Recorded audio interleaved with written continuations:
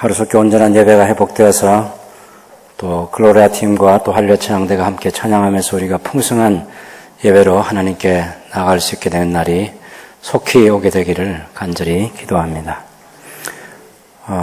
2020년에 또 한 번 제가 이 땅에 사는 날 동안 여러분의 얼굴을 대면할 수 있는 시간에 고린도서 15장 1절에서 58절 말씀까지를 한 번에 다 나눌 수 있게 된 것을 저는 개인적으로 굉장히 영광스럽게 생각하고 또 새순교회의 가치에 있어서 매우 중요하게 여깁니다. 부활에 관한 진리를 사도 바울이 고린도 교회를 향해서 주신 메시지이긴 하지만 우리 전체에게 한 번에 1절부터 58절까지를 다 생각해 볼 수 있고 그 부활의 가르침을 우리 마음속에 다 담아 볼 수 있게 하는 축복이 우리에게 있는 거죠. 제가 어제 오전 시간에 충분히 고린도서 15장을 반복해서 계속해서 읽고 또 녹음도 하고 여러 번 녹음도 해봤어요. 근데 틀리게 읽지 않는 것이 굉장히 어렵다는 사실을 알게 됐어요. 아주 집중해야 되고 한 마음으로 말씀에만 집중해서 읽어야 틀리지 않고 온전히 읽을 수 있다는 것도 알게 되었습니다. 제가 부활주일 아침에는 주로 이제 매년 가지고 있는 습관 중에 하나는 성경을 부활과 관련된 복음서들을 다 먼저 읽어요. 마태복음 28장, 마가복음 16장, 누가복음 24장, 요한복음 20장, 21장. 그렇게 읽고 또 고린도서 15장을 읽습니다. 당연히 부활과 관련된 찬송을 몇 곡을 또 아침에 부르기도 하고 그렇게 해서 부활주일 아침을 맞이하는데 제가 그렇게 복음서를 다 읽는 중요한 이유는 충분히 부활에 대해서 경험했던 저자도 있고 또 경험은 하지 않았지만 부활에 관한 그때 당시에 여러 상황들을 자료를 통해서 충분히 검토하고 기록한 누가복음 같은 그런 복음서도 있는데 어쨌든 초대교회가 성도들이 읽었던 그 말씀을 들었던 그 말씀을 한 번에 다 듣는 거죠. 한 번에 다 듣는 거. 이게 중요하다고 생각해요. 그러면 마태복음 읽을 때 또 하나님의 은혜가 있고 마가복음 16장을 읽을 때 은혜가 있고 누가복음 24장을 읽을 때 또 다른 은혜가 있어요. 당연히 가장 자세하게 기록한 사도 요한, 부활의 그 주변과 관련돼서 누구보다 경험을 제대로 한 요한이 기록한 요한복음 20장, 21장은 또 다른 하나님의 은혜가 있는 거죠. 그래서 이걸 시간 간격을 두고 일주일에 하나씩 하는 게 아니라 한 번에 다 마태복음, 마가복음, 누가복음, 요한복음 그리고 고린도서 15장까지 이렇게 다 읽어보는 거예요. 마태복음만 읽고 덮어버리는 것보다 훨씬 하나님께서 주시는 은혜가 많겠죠. 그렇게 해서 말씀을 사모하고 또 그 말씀 전체를 통해 주시는 하나님의 은혜를 누리고자 하는 것입니다. 저도 짧은 본문 가지고 한 절을 가지고 1시간 설교할 수 있는 그 정도의 실력은 당연히 가지고 있겠죠. 그렇게 하지 않고 고린도서 15장 1절에서 58절까지를 한 번에 다 얘기하는 것은 제가 말을 지어내서 말을 만들어 가지고 나쁜 의미에서 짓는다는 얘기가 아니에요. 부활의 진리를 설명하기 위해서 제가 만든 많은 말들이 아니라 부활의 진리를 설명하기 위해서 사도 바울이 충분히 얘기했던 그 말씀이 무엇인지를 여기서부터 여기까지는 무슨 내용이고 이 내용에 담겨있는 뜻이 무엇인지를 그대로 여러분에게 함께 나누는 시간이 오늘의 제 설교 시간이고 평소에 제가 하고자 하는 그런 설교라고 하는 것을 여러분이 이해해 주셨으면 합니다. 고린도서 15장을 통해서 바울이 얘기하고자 한 부활의 진리가 무엇입니까? 바울이 왜 이 사실을, 이 내용을 기록을 했을까요? 여러분, 고린도 교회는 바울이 제2차 전도여행 마지막 그 전도여행지입니다. 거기서 1년 6개월을 사역을 했습니다. 여러분이 아시는 것처럼 아시아에서 사역하고 그 다음에 유럽인 그 마게도니아 지역의 첫 성인 빌립보에서 그 다음에 데살로니가에서 베레아에서 아테네에서 그리고 마지막으로 고린도에 와서 거기서 1년 6개월을 보내면서 복음을 전해서 교회를 세웠던 교회가 이 고린도 교회인 거죠. 그래서 1절과 2절을 보면 형제들아 내가 너희에게 전한 복음을 너희에게 알게 하노니 이는 너희가 받은 것이요 또 그 가운데 선 것이라. 너희가 만일 내가 전한 그 말을 굳게 지키고 헛되이 믿지 아니하였으면 그로 말미암아 구원을 받으리라. 고린도 교회에 1년 6개월 있으면서 예수님의 십자가 사건과 부활을 통해서 주시는 하나님의 은혜가 무엇인지를 바울은 충분히 설명하고 가르쳤어요. 그것이 복음이기 때문에 기쁜 소식이에요. 아무거나 기쁜 소식이 안 돼요. 저는 요즘에 가능하면 그 TV 채널을 끄려고 노력을 많이 합니다. 거기에는 우리 마음에 평화를 주고 우리에게 기쁨을 주는 그런 뉴스나 그런 소식이나 드라마나 혹은 또 오락 같은 그런 게 거의 없어요. 그건 복음이 아니에요. 아마 내일 모레 우리가 선거를 해가지고 어느 당이 많아졌다, 또 어느 당이 적다, 그런 건 복음이 아니에요. 그건 굉장히 우리를 불편하게 할 거예요. 기쁜 소식이 아니에요. 우리가 언제나 들어도 기쁜 소식은 예수님께서 우리의 죄를 해결하시기 위해서 십자가를 지셨다는 거. 예수님께서 우리에게 영원한 구원을 주시기 위해서 예수님 묻히신 지 사흘 날에 다시 살아나셨다는 거. 예수님의 십자가 부활 외에는 복음이 없어요. 당연히 물론 예수님의 십자가 부활을 말하기 위해서는 하나님의 영원한 구원에 대한 그런 계획도 얘기할 수 있고 예수님의 동정녀 탄생도 말해야 되고 예수님의 성천도 말하고 예수님이 지금 천상에서 이 세상을 통치하신 다스리심도 말해야 되고 예수님의 재림도 말해야죠. 그 속에 다 들어있어요, 이것이. 십자가 부활을 말한다고 할 때 예수님이 십자가에 달려 돌아가셨다, 예수님이 사흘날에 다시 살아나셨다, 그것만이 아니라 그것이 핵심이 되는 주변 이야기들이 다 들어있는 게 그것이 복음인 것이죠. 이 복음에 대해서 성경이 말하는 대로 우리가 정리를 해서 우리 자신만이 아니라 또 다른 사람들에게 언제 어느 때든지 누구에게든지 설명해 줄 수 있는, 말할 수 있는 그리스도로 준비가 되어 있어야 되겠습니다. 왜? 이것이 복음이기 때문에 그래요. 기쁜 소식. 기쁜 소식입니다.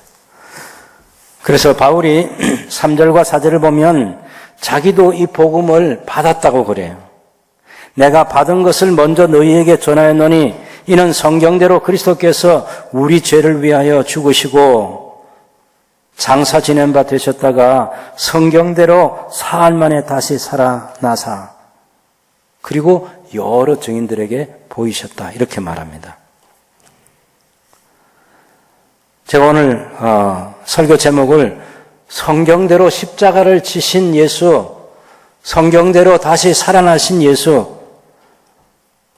왜? 일부러 여기는 성경대로 죽으시고 그렇게 되죠. 우리 죄를 위해서 죽으시고, 이걸 다른 말로 표현하면 예수님께서 십자가를 지셨고 십자가에 달리셔서 돌아가셨고, 이게 복음이에요. 거기 우리 죄를 위하여 죽으시고 할 때, 우리 죄를 위하여라는 말은 죄를 유익하게 하기 위하여 그런 뜻으로 이해가 되기 때문에 우리 죄 때문에 돌아가시고 우리를 죄에서 속량하시기 위해서, 우리를 죄에서 구원하시기 위하여 예수님이 돌아가신 거죠. 죄를 유익하기 위해서가 아니라 죄인된 우리에게 유익을 주시기 위해서 예수님이 성경대로 돌아가셨다. 그 다음에 4절에 보면 장사 지낸 바 되셨다가 성경대로 사흘 만에 다시 살아나신 것이 아니라 사흘 날에 다시 살아난 거예요. 예수님이 묻히셔가지고 그때부터 살아나기 위해서 노력을 계속해서 해가지고 그래서 사흘 만에 이렇게 드디어 살아난 그런 게 아니고 예수님은 사흘 동안 죽은 상태로 그대로 있다가 사흘이 되는 날에 예수님께서 스스로 당신이 육체가 남아있고 그 영혼은 그 육체와 분리된 상태에 있었지 않겠습니까? 그때 그 영이 육체 속에 들어가서 예수님 스스로 살아나신 거죠. 이게 부활이에요. 힘쓰고 애쓰고 노력하고 살리기 위해서 막 하나님이 막 어떻게 하시고 그런 게 아니에요. 예수님은 성경대로 돌아가셨어요. 성경대로 십자가를 지셨어요. 예수님은 성경대로 성경에 예언되어 있는 예수님의 죽음과 예수님의 부활에 대한 그 모든 것을 이루시기 위해서 다시 살아나신 거예요. 예수님께서 너희가 이 성전을 헐라 내가 사흘 만에 다시 일으키리라 그렇게 말할 때도 예수님 당신 몸을 성전으로 비유해서 말씀하신 것이고 나는 부활이요 생명이니 나를 믿는 자는 죽어도 살겠고 살아서 나를 믿는 자는 영원히 죽지 아니하리라고 요한복음 11장 25절에 말씀하신 대로 영원한 생명의 주가 되시기 위해서 살아나신 거죠. 예수님께서는 당신을 가리켜서 나는 이 생명을 버릴 권세도 있고 다시 취할 권세도 있고 예수님이 다시 부활하는데 누구 도움이 필요한 게 아니에요. 그럼 여러분 머릿속에는 금방 아니 성경에는 예수님을 하나님이 살리셨다고 그렇게 예수님은 당신이 살아났는데 아무것도 할 수 없고 예수님 죽어서 끝이 났고 아무것도 할 수 없는데 성부 하나님께서 예수님 다시 일으키셨다. 그 성경에 있지 않느냐. 그 말씀도 있어요. 근데 성경에 둘 다가 다 있어요. 하나님께서 성부 하나님께서 어떤 일을 하실 때 언제나 예수님을 통해서 일하시는 거죠. 하나님이 살리셨다고 그렇게 말할 때도 예수님께서 당신 스스로를 일으키는 그 일을 통해서 하나님이 살리셨다 그렇게 말하는 거예요. 그래서 우리는 언제나 그 두 가지를 분리시키지 말고 예수님께서 죽은 상태에 계시다가 사흘날에 예수님이 스스로 살아나셨습니까? 예, 맞습니다. 그것도. 예수님께서 그렇게 죽은 상태로 있었는데 성부 하나님께서 예수님을 살리셨습니까? 예, 그 말도 맞습니다. 우린 그 갈등이 하나도 없어요. 자, 보세요. 천지를 누가 창조하셨어요? 창세기 1장 1절에 보면 태초에 하나님이 천지를 창조하시니라 그랬어요. 성부 하나님께서 이 천지를 창조하셨습니까? 맞습니다. 그런데 요한복음 1장 1절과 2절 말씀 보면 이 세상에 지어진 그 모든 것은 예수님을 통해서 지어졌다고 이렇게 말해요. 성부 하나님께서 예수님을 통해서 천지를 창조하신 것처럼 성부 하나님께서 예수 그리스도를 통해서 예수님이 다시 살아나는 그 일을 완성하신 거죠. 그래서 중요한 것은 예수님이 십자가에 돌아가신 것도 묻히신 것도 예수님이 다시 살아나신 것도 다 성경대로 된 것이고 성경의 예언을 성취하시기 위해서 그렇게 됐다. 이 사실을 우리가 잊지 말아야 되겠습니다. 그 다음에 여러분 5절에서 그 8절까지 보시면 그 부활에 대한 정의가 있다고 말하는 거예요.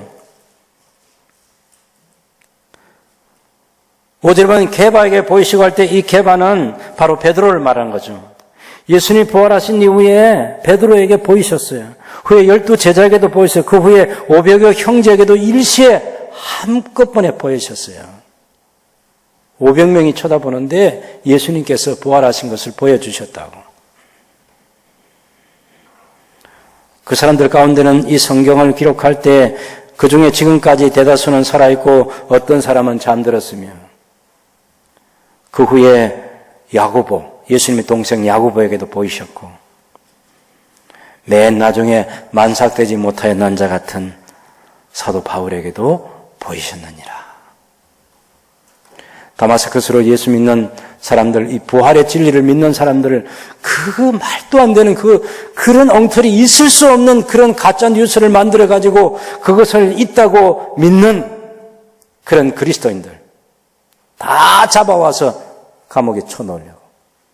그런 교회를 이 세상에서 없이 하려고, 아주 잔멸하려고 작정을 하고 올라가다가 예수님 만나게 된 거예요. 바울은 개인적으로 예수님 만났어요. 그러나 그것은 부인할 수 없는 사실이었어요.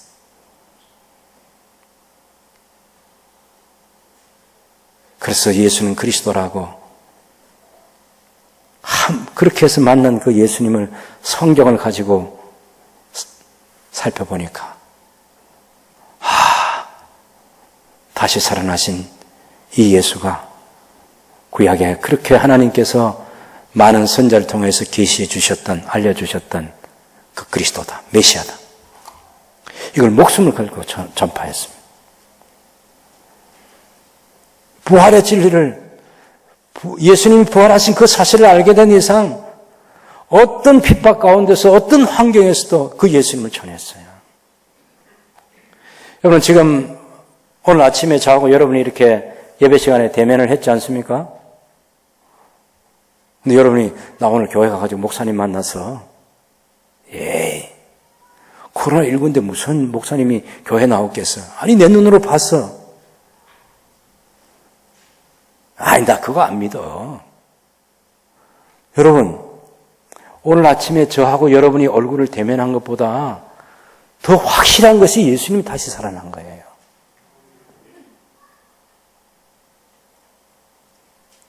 (500명이) 한꺼번에 봤어요. 이걸 어떻게 부인합니까? 아침에 제가 여러분을 만난 것을 어떻게 부인할 수 있겠어요? 우리의 만남이 사실이고 우리가 얼굴을 대면했고 영상 촬영에 대해서 유튜브로 나가고 있는데 이걸 어떻게 부인할 수 있냔 말이에요. 그런데 이것을 부인한다 해도, 부인할 수 있다 해도 예수님이 다시 살아나신 것은 부인할 수 없습니다. 이 세상에 있는 어떤 사건보다 확실성을 갖는데 예수님 십자가의 죽으심과 부활보다 더 확실한 사건은 없습니다.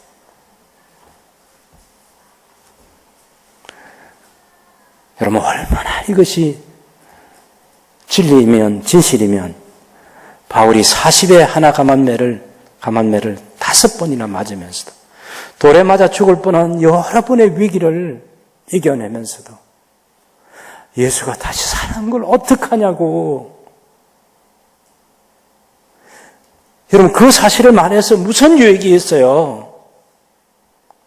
여러분 저 같은 사람이 죽었다가 다시 살아난다 해봐요. 다른 사람들에게 무슨 유익이 있어요? 아무 유익이 없어요. 아무 유익이 없어요. 어찌 보면 죽을 때 안 죽고 왜 또 살아나서 그런 귀찮아하는 사람도 있을 거야.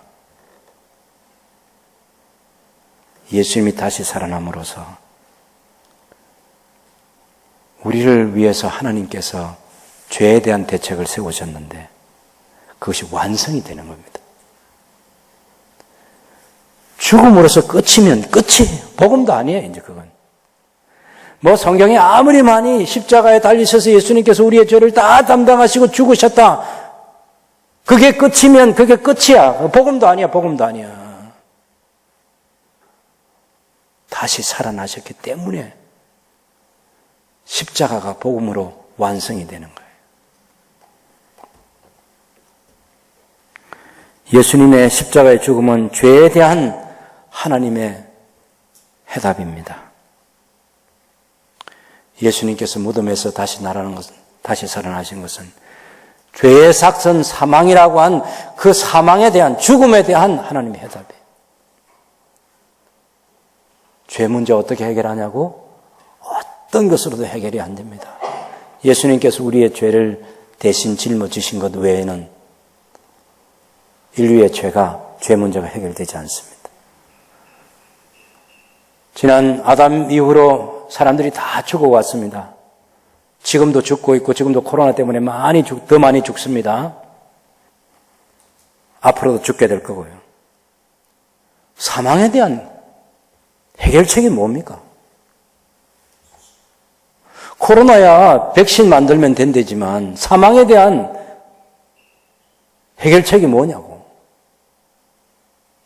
그리스도의 부활밖에 없습니다. 예수님의 부활만이 우리 인간의 죽음에 대한 하나님의 해결책입니다. 그래서 부활이 기쁜 소식이에요. 부활절 아침에 이렇게 좋은 이유가 그것 때문에 기쁜 거예요. 기뻐 찬송하세 주님 부활했네. 이런 노래를 부를 수 있는 것은 죽음에 대한 하나님의 해법이 우리에게 이루어졌기 때문에 그렇습니다. 나중에 가보면 알겠지만 사망아 너의 쏘는 것이 어디 있느냐? 그 아무것도 아니야. 아무것도 아니야. 사망이 굉장히 힘쓰고 용서도 그거 아무것도 아니야. 이제는 예수님 다시 살아났기 때문에.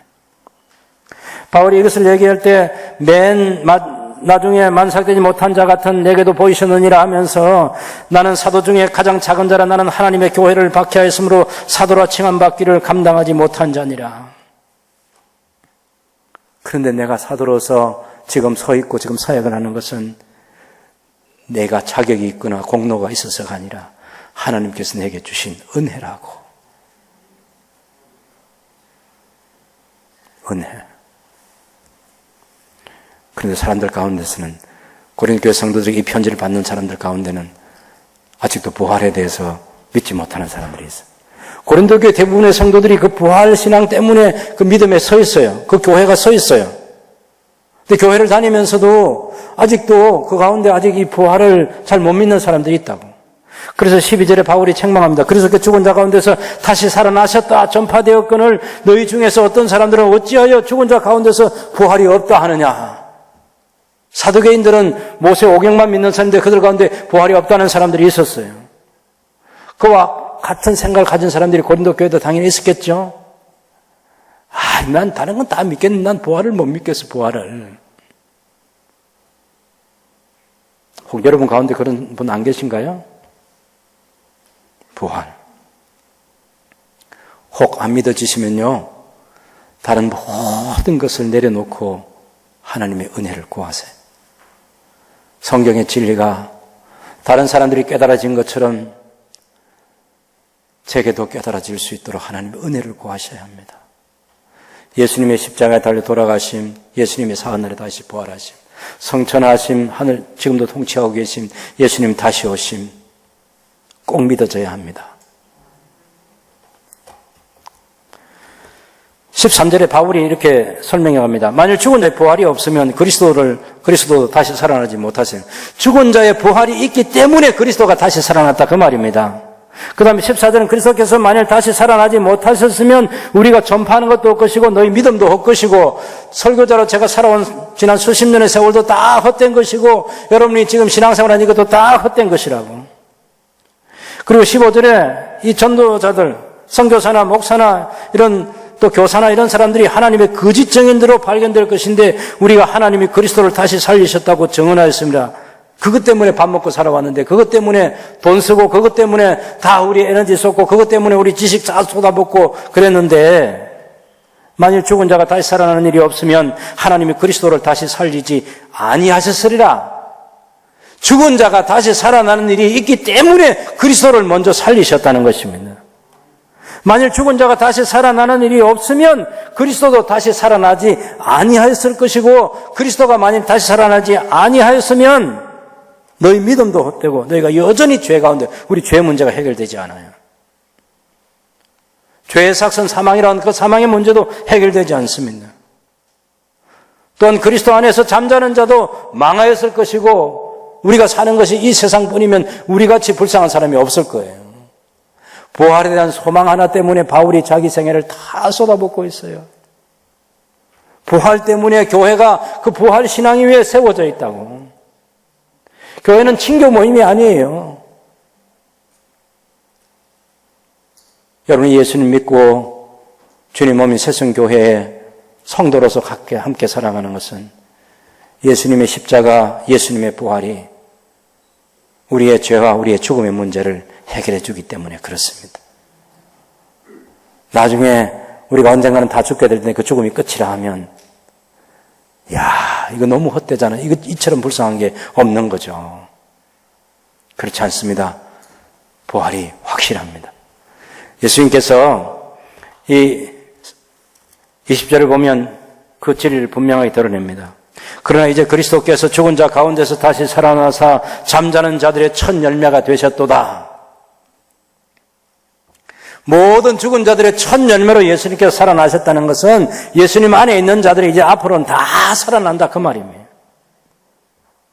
사망은 아단 한 사람으로 말미암았는데 죽은 자의 부활도 예수님 한 분으로 말미암아 죽은 자가 다시 살아나게 된다고. 아담 안에서 모든 사람이 죽음까지 그리스도 안에서 모든 사람이 삶을 얻으리라. 그러나 각각 자기 차례대로 되리니 먼저는 첫 열매인 그리스도고 다음에는 그리스도께서 강림하실 때 그리스도에 속한 자고 그 후에는 마지막이다. 이 말은 그 후에는 끝이라는 거예요. 그리스도께서 모든 통치와 모든 권세와 모든 능력을 멸하시고 나라를 아버지 하나님께 바칠 때 모든 건 다 끝나는 거예요. 왜냐하면 모든 정세와 모든 통치와 모든 권세와 능력을 하나님께서 파멸하시는 거죠. 이유는 25절에 그가 모든 원수를 그 발 아래에 둘 때까지 반드시 왕노릇 하실 것이기 때문입니다. 그 이유 접속사에서 왜냐하면 그가 모든 원수를 그 발 아래에 둘 때까지 반드시 왕노릇 하시리라. 여기 왕노릇도 우리가 좀 고치면 좋겠어요. 왕으로 통치하실 것이기 때문에 왕으로 다스릴 것이기 때문에 우리가 노릇이라는 말은 그건 낮춤말이에요. 낮춤말. 노릇. 종노릇이죠. 종노릇. 종노릇은 말아요. 저와 여러분이 하나님의 종으로서 종노릇한다. 그건 맞는 말이에요. 근데 왕노릇은 아니에요. 왕은 다스리지 노릇하지 않아요. 우리 성경에 왕노릇 이런 얘기가 많이 나오는데 그거 다 고쳐서 왕으로 다스린다. 왕으로 통치한다. 그렇게 번역해가지고 읽으면 좋겠습니다. 언젠가는 예수님께서 이 모든 것들을 다 다스릴 것입니다.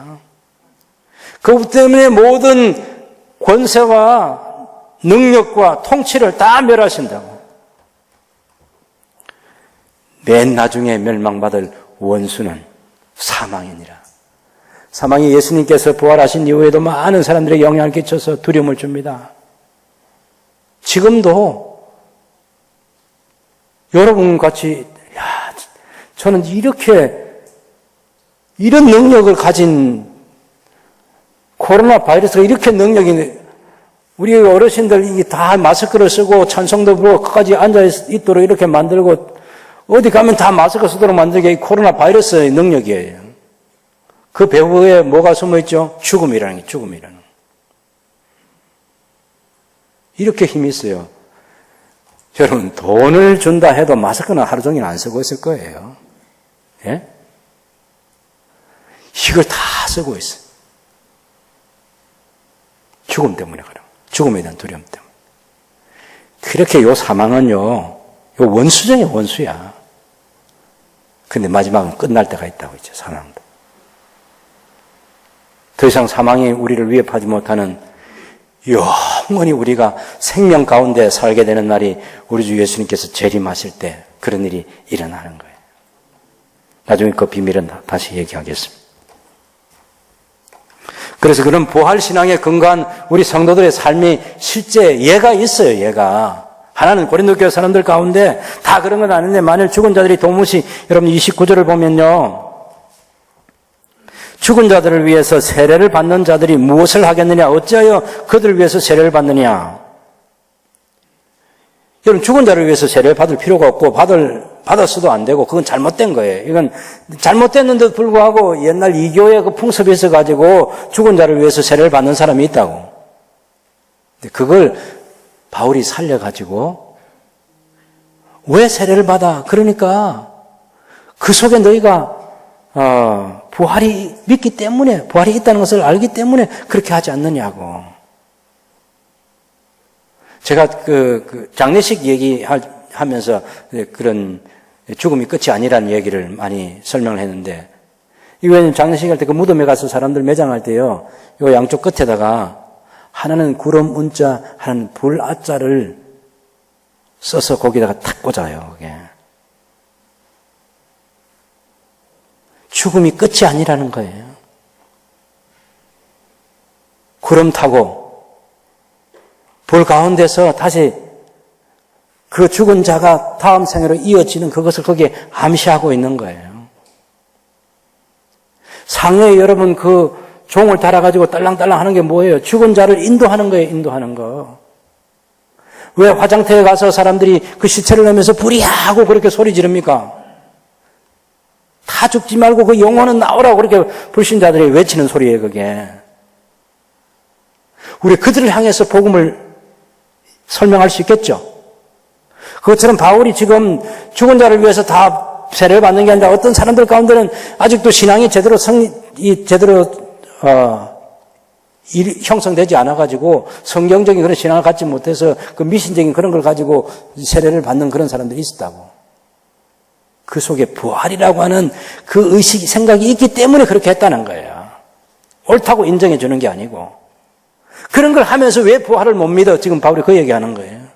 또 다른 하나는 바울 자기가 부활이 없으면 내가 위험을 무릅쓰고 무엇 때문에 복음을 전하면서 생명을 걸고 심지어 에베소에서는 맹수와 더불어 맞서는 그런 죽음의 직전까지 가는 그런 일을 겪으면서도 내가 왜 복음을 전하겠냐고. 부활이 있기 때문에. 바울이 그 얘기를 합니다. 여러분 31절에 보면 형제들아 내가 그리스도 예수 우리 주 안에서 가진 바 너희에 대한 나의 자랑을 두고 단언하노니 나는 날마다 죽노라. 사실은 나는 날마다 죽노라 여기 제일 첫 문장 처음에 있어야 돼요. 나는 날마다 죽습니다. 형제들아 내가 그리스도 예수 우리 주 안에서 가진 바 너희에 대한 나의 자랑을 두고 단언합니다. 왜 날마다 죽는 것과 같은 그런 위험에 처하면서 내가 왜 복음을 전합니까? 하는 그 얘기를 지금 바울이 하려고 하는 거예요. 30절에 내가 사람의 방법으로 에베소에서 맹수와 더불어 싸웠다면 실제로 에베소에서 맹수하고 막 바울이 사자와 호랑이와 맞서서 싸우고 하는 그런 기록은 없어요. 그런 일은 없는데 비유적으로 하면 그런 맹수와 싸우는 것처럼 핍박 가운데서도 복음을 위해서 싸웠던 거죠. 사실 사도행전을 보면 에베소에서 그 에베소 신 아데미 있잖아요. 이게 바울이 복음을 전해가지고 그 우상을 만들어 섬기던 사람들, 장사하던 사람들이 거지가 되게 돼 있었어. 그러니까 크도다 아데미 여신이 하면서 막 소리 지르는 사람들 때문에 죽을 뻔하기도 하고 당연히 핍박이 있죠. 그런데 왜 그런 환경에서 조금 더 굴하지 않고 복음을 전하겠느냐? 부활이 있기 때문이에요. 부활이 없으면 죽은 자가 다시 살아나지 못하면 내일 죽을 터이니 먹고 마시자 하리라. 그런데 우리는 그렇게 살 수는 없다 하는 것입니다. 속지 말라. 악한 동무들은 선한 행실을 더럽히나니 깨어 의를 행하고 죄를 짓지 말라. 하나님을 알지 못하는 자가 있기로 내가 너희를 부끄럽게 하기 위해서 말하노라. 그래서 1절에서 35절까지는요, 34절까지는 무엇을 말하려고 하느냐면은 죽은 자의 부활이 있다! 이 사실을 말하기 위해서 하는 거예요. 그리스도께서 십자가를 지시고, 그리고 성경대로 돌아가시고, 성경대로 다시 살아난 그 사실은 우리에게 죽음이 있다는 것을 확실하게 말해준다는 그 진리를 말하기 위해서 1절에 34절까지 얘기했어요. 그 다음에 35절부터 58절까지는 우리가 그러면 부활이 있다 그렇게 말만 하는 게 아니고 부활이 없으면 실제로 부활이 어떻게 되고 부활할 때 몸이 어떻게 살아나고 부활을 믿는 사람들은 어떻게 살아야 되느냐 그 얘기를 35절에서 58절까지 하는 거예요. 질문이 있습니다. 여러분 35절에 누가 묻기를 죽은 자들이 어떻게 다시 살아나며 어떤 몸으로 오느냐. 부활이 있어. 부활이 있다고 말한다면 어떻게 죽은 자가 살아날 수 있겠냐고. 지금까지 아무도 못 살았잖아. 그러면 살아난다면 또 어떤 몸으로 우리가 살아나겠냐. 어린아이에 죽은 사람도 있고 청년 때 죽은 사람도 있고 중년에 죽은 사람도 있고 나이 많아 죽은 사람도 있고 아주 험악한 병에 걸려서 그렇게 죽은 사람도 있고 흔적도 없이. 여러분 그래도 그 묘지에 가보면 거기는 그래도 매장된 사람들도 있지만 낙골당에 가면 다 또 불에 태워가지고 또 한 줌 재를 가지고 갖다 놓은 데도 있고 어떤 사람은 짐승의 밥이 되고 어떤 사람은 물고기의 밥이 되고 어떤 사람은 새의 밥이 됐잖아. 어떻게 부활해? 어떻게 부활해? 그리고 어떤 몸으로 다시 살아나? 성경도 하나님 모르는 사람들이 질문할 수 있는 질문이죠. 당연히 전능하신 하나님이 살리죠. 처음 천지를 창조하신 하나님이 처음 사람을 만드신 하나님이 죽은 자도 똑같이 살리시는 거죠. 어떤 몸으로 사느냐고. 예를 들어서 바울이 얘기하는 거예요. 알갱이 가지고 씨를 심잖아요. 밀도 심고 콩도 심고 이렇게 심을 때 그 알맹이만 심어요. 근데 싹이 나고 자라면 모습이 달라요. 죽은 자의 부활도 죽을 때처럼 그렇게 다시 살아나는 게 아니고 다른 형체로 살아난다고 이렇게 얘기하는 거예요. 그걸 설명하기 위해서 우리 사람의 육체도 다르고 짐승의 육체도 다르고 새의 육체도 다르고 다 다르다. 해도 다르고 달도 다르고 별도 다르고 별의 별도 다르고 다 다른데 사람도 마찬가지야. 사람도. 그러면서 어떻게 얘기합니까? 42절에 죽은 자의 부활도 그와 같으니 썩을 것으로 심고 썩지 아니할 것으로 다시 살아나며 욕된 것으로 심고 영광스러운 것으로 다시 살아나며 약한 것으로 심고 강한 것으로 다시 살아나며 육의 몸으로 심고 신령한 몸으로 다시 살아나니 육의 몸이 있은즉 또 영의 몸도 있느니라. 야, 진짜 예수 믿기 잘했어요. 내가 이거 모르고 죽으면 얼마나 불쌍하게 죽어갔을까. 지금 늙어가는 것 자체도 말이죠. 몸이 옛날 몸이 아니잖아. 다 연약해지잖아. 다 노쇠해지잖아. 여기도 노안, 벌써 눈 노안, 40대가 되면 다 노안이 오니 그때부터 저도 지금, 돋보기를 새벽 기도 시간에, 성경을 읽을 때 말고, 두 번은요, 처음부터 끝까지 다 초점을 쓴 적이 있어요. 어떤 때는 피곤하면 이게 이, 아가 구분이 안 되는 거예요. 여러분께서 왜 목사님이 성경을 틀리게 읽나? 틀리게 읽고 싶어서 읽은 게 아니고, 안 보여서 그렇게 읽은 거예요.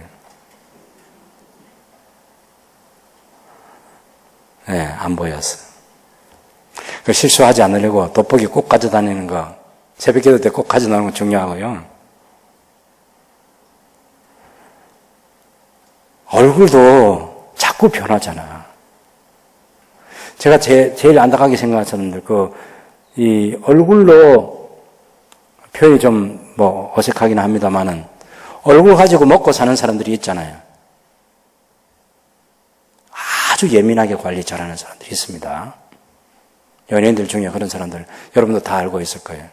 근데 어떤 사람들, 나이 많은 사람 가운데 그걸 흉하게 이렇게, 약물을 쓰거나 수술을 하거나 그래가지고, 어려운 사람들 있어요. 보기 힘든 분들 계시더라고. 어찌 바꾸겠습니까? 주름살이 하나 더 생기는 거예요. 예? 물론 저도 기본적으로 3가지는 꼭 합니다. 면도하고 나면 바르는 거, 그 다음에 또 하나 바르는 거, 마지막에 로션 바르는 거, 3가지는 꼭 발라요. 제가 설교자로 여러 앞에 나설 때 그래도 얼굴이 완전히 늙어 보이고 막 그렇게 이상하게 보이는 것보다는 낫지 않겠습니까?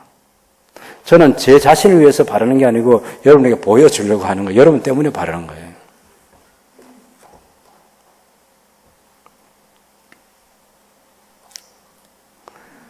우리가 죽을 때는 지금보다 훨씬 더 안 좋은 외모를 가지고 죽을 거예요. 근데 살아날 때는 달라요. 성경이 말하는 거예요. 부활할 때는 다르다고.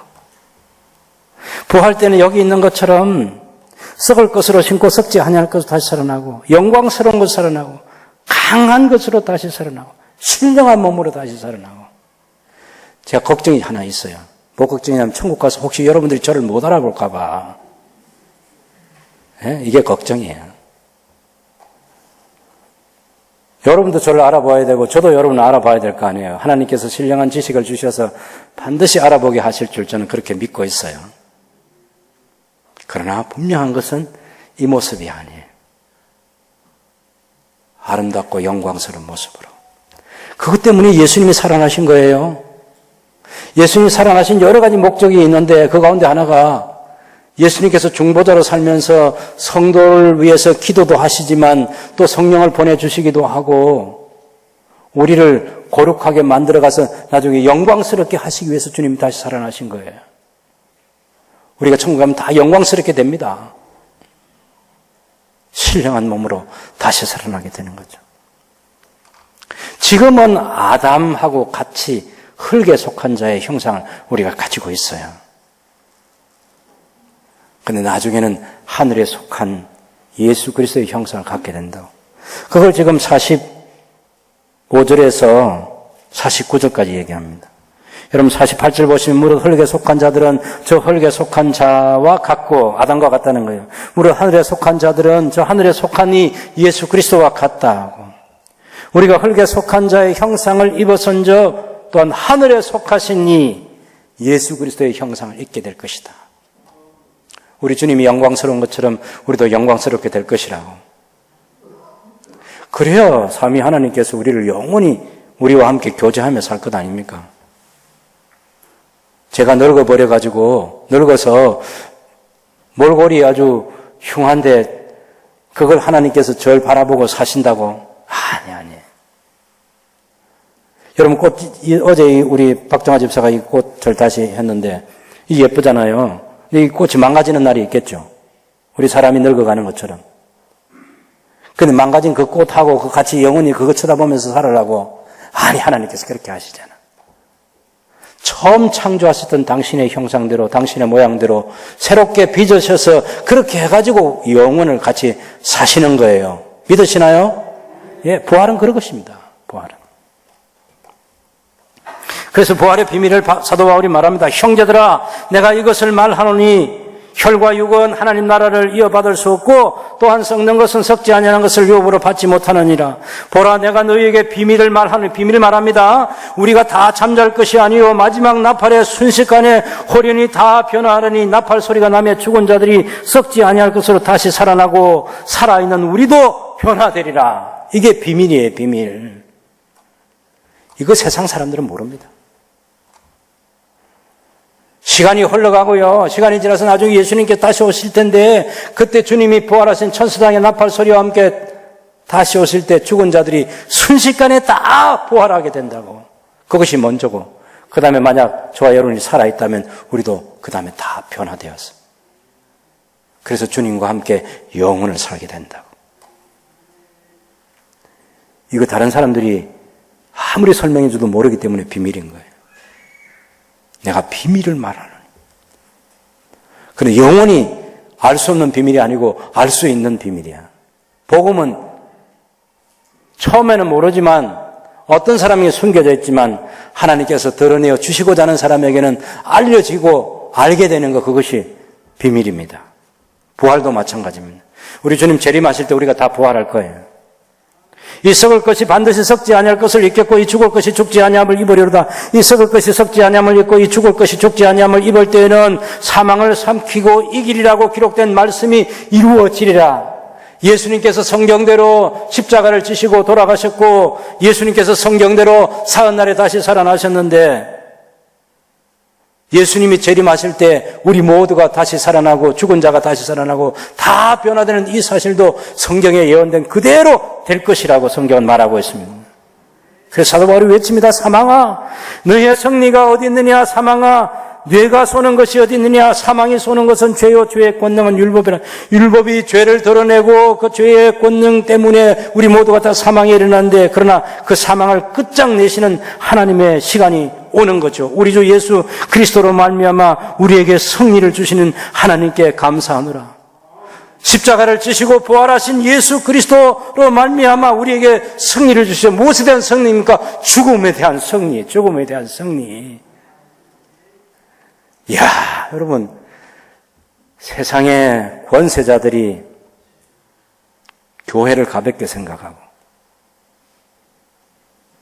옛날부터입니다. 이집트나 아수르나 바벨론이나 페르시아나 헬라나 로마 제국이나 지금도 세상이라는 이 제국이 교회를 핍박하고 있잖아요. 걱정할 거 없습니다. 중국 공산정부가 교회를 이기겠습니까? 절대로 못 이겨요. 교회를 핍박하고 십자가를 불태우고 교회당을 포크레인 가지고 파괴하고 여러분 그런다고 교회가 죽어요? 아니, 안 죽어요. 그런 거 많았습니다. 많았습니다. 교회는 안 죽습니다.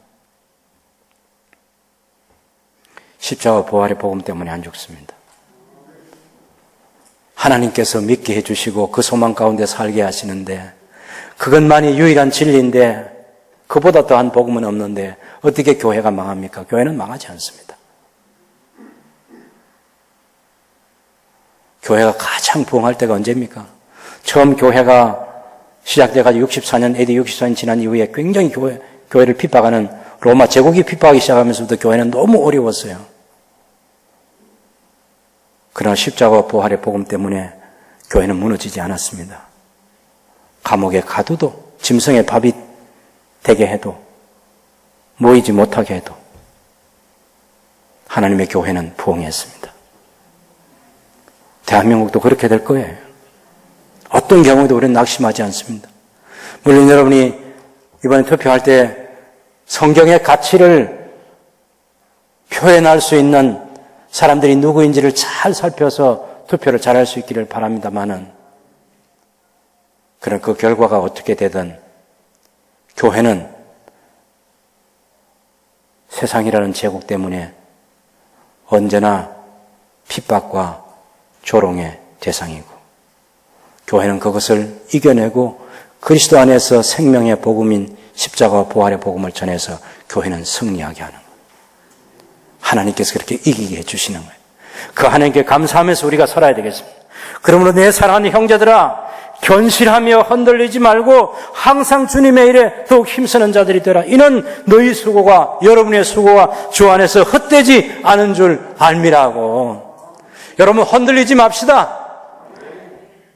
예수님의 십자가, 성경대로 십자가를 지신 그리스도, 성경대로 부활하신 그리스도의 그 부활의 복음을 붙들고 그 안에 진리에 굳게 서서 이 땅에서 하나님께서 우리에게 하라고 하신 복음 전파, 이 땅에 우리에게 살라고 하신 착한 행실을 가지고 선을 베풀면서 하나님을 사랑하고 이웃을 사랑하는 그리스도인으로 살아갑시다. 주 안에서 헛되지 않다고 약속하신 이 말씀대로 기다리고 있는 넉넉한 상급을 받아 누릴 수 있는 복된 하나님의 자녀들이 되시기를 바랍니다.